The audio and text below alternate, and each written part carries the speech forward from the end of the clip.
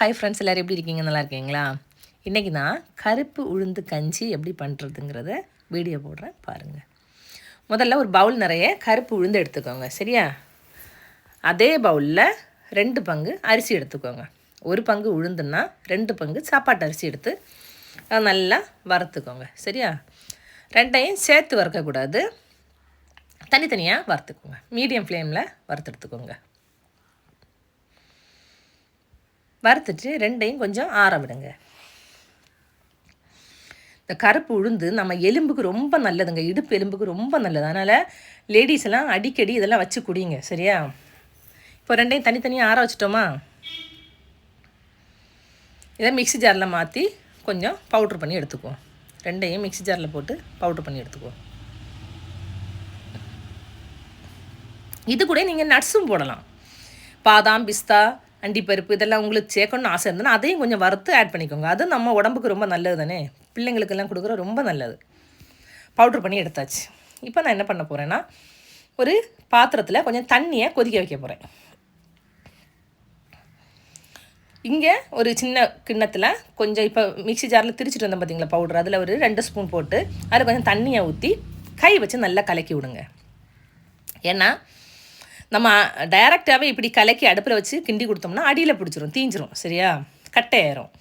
அதனால தான் நம்ம அடுப்பில் ஒரு கிண்ணம் வச்சு அதில் தண்ணி வச்சு அதை கொதிக்க வச்ச பிறகு இதை ஊற்றி கிண்டி கொடுக்குறோம், இல்லைன்னா கட்டையாயிரும். இனி என்ன பண்ணுவோம், இப்போ கரைச்சி வச்சுருக்குறோம்ல அதை இந்த கொதித்த தண்ணியில் ஊற்றி கிண்டி கொடுத்துருவோம். கொஞ்சம் கிளறி கொடுத்துட்டே வாங்க, சரியா? இல்லைன்னா கொஞ்சம் சீக்கிரம் அடியில் பிடிச்சிரும்.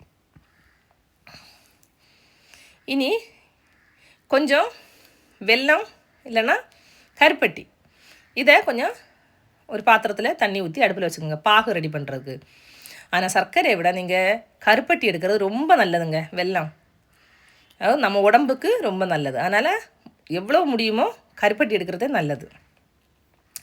இது இப்போ என்ன பண்ண போகிறேன்னா, இந்த சைடு கொதிக்க வச்சு கிண்டி கொடுத்துட்ருக்கோம்ல, இதுக்குள்ளாடி அந்த பாகை எடுத்து ஊற்ற போகிறேன். இப்போ பார்த்தீங்களா, அந்த கூழ் நம்ம அடுப்பில் வச்சுருக்கோம்ல அந்த கஞ்சி, அது கொஞ்சம் திக்காயிடுச்சு.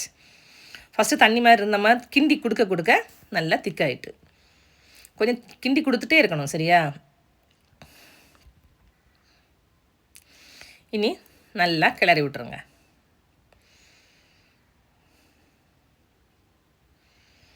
நல்லா கிளறி விடணும். கொஞ்சம் திக்காகுது, புரியுது பார்த்தீங்களா? உங்களுக்கு பார்த்தாலே தெரியும் கொஞ்சம் திக்காகிறது.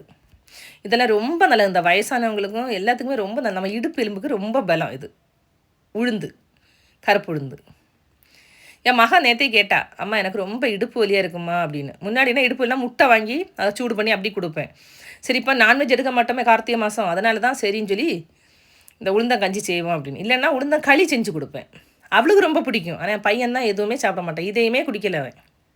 இப்போ ஃபைனலாக கொஞ்சம் தேங்காவை அதில் போட்டு கிண்டி கொடுத்துருங்க. இந்த உளுந்தங்கஞ்சி டேஸ்ட்டு அந்த தேங்காய் தான். தேங்காய் கொஞ்சம் கூடுதல் போடுறப்ப குடிக்கிறப்ப நல்லாயிருக்கும். இதில் வேணால் கொஞ்சம் சுக்கு வேணாலும் நீங்கள் இடித்து போட்டுக்கோங்க, சரியா? ரொம்ப டேஸ்ட்டாக இருக்குங்க. குடிச்சு பாருங்கள். உங்களுக்கு செஞ்சு பார்த்து குடித்து உங்களுக்கு இந்த ரெசிபி உங்களுக்கு பிடிச்சிருக்குன்னா என்னோடய சேனலை லைக் பண்ணி ஷேர் பண்ணி சப்போர்ட் பண்ணுங்கள் ஃப்ரெண்ட்ஸ். தேங்க்யூ. எல்லோரும் சாப்பிடுங்க, உங்களுக்கு எல்லாத்துக்கும் பொம்பளைகளுக்கு ரொம்ப நல்லது.